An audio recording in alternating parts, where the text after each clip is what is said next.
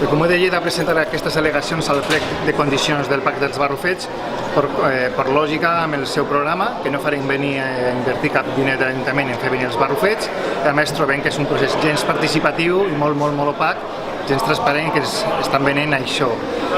N'hi ha una privatització d'un espai públic que ara no s'està gaudint perquè no hi ha inversió pública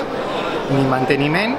i creiem que aquesta no és la millor opció per la ciutadania. A més, hi ha opcions diferents i el tema de darrere, que és l'urbanístic, tampoc estem gens content i és un procediment que hem de canviar i fer-lo més participatiu a la ciutat. Això no només és del PSC i de CiU i no és gens de la ciutadania, perquè hi ha processos participatius que no s'estan portant a terme ni les seves conclusions ni les seves aportacions. El problema és privatitzar aquest espai durant 50 anys, és un màxim,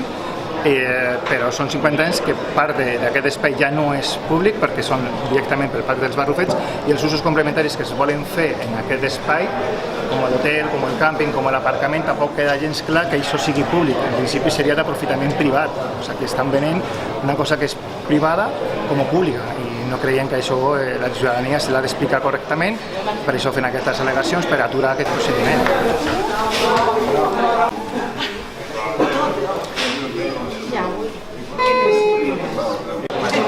Se aprueban automáticamente, si no hay alegaciones se aprueban automáticamente, entonces hacen esta trampa, igual que el tema del hotel de Gardén, lo mismo.